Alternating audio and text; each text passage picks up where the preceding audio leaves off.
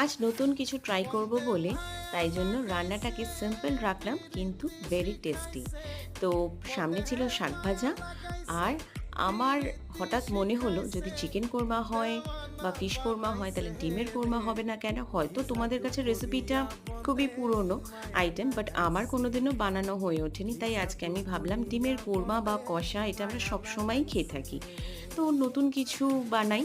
তো তাই জন্যই আদা, পেঁয়াজ, রসুন বাটা দিয়ে একটু বেরেস্তা ওপর থেকে ছড়িয়ে, ওপর থেকে ছড়ানোটা ক্লিপিংসটা নেওয়া হয়নি। প্রথমে শাক ভাজাটা তো বেশ ভালোই ছিল। আর হ্যাঁ, অতি অবশ্যই ঘি, গরম মসলা, আমি একটু হালকা মিষ্টি দিয়েছি, অবশ্যই একটু দই, একটু বাদাম বাটা এসব দিয়ে দারুণ লাগলো।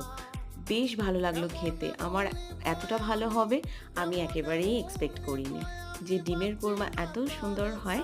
তো আমার তো ভালোই লাগলো। তোমাদেরও যদি ভালো লাগে অতি অবশ্যই লাইক, কমেন্ট, শেয়ার অ্যান্ড